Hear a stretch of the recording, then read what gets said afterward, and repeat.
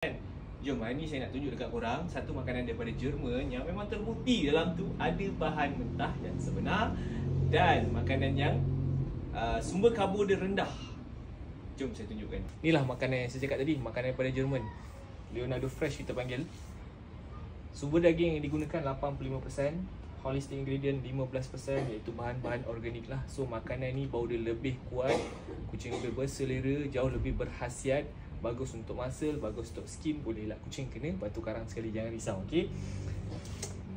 Korang tengok kat sini dia mention apa, low carbohydrate formula. Okey, yang mana tak ada bajet nak beli Leonardo Fresh, kita ada Leonardo Super Premium. Dia ada beberapa kategori dan flavor. Yang ni dia banyak sikit korang. Kalau korang ada kucing banyak, yang ni saya rasa insyaAllah korang mampu sangat pakai. Yang ni pun ada sumber daging, cuma kandungan daging yang digunakan 30%. Alright, dia ada kategori grain free dan tak grain free. Untuk kucing yang sensitif, selalu saya akan recommend ambil yang grain free lah. Yang grain free kita ada belah atas ni, kitten grain free, poultry, salmon, Messi untuk kucing berbaka Maine Coon. Kita ada for senior untuk kucing tua. Kalau kata kucing tak ada isu boleh makan grain free dan tak grain free, boleh ambil yang belah bawah ni.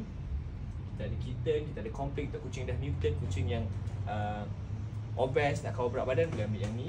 Kita ada fish, kita ada lamb, kita ada satu flavor dark and then dengan light sterilized. So pilihan di tangan korang.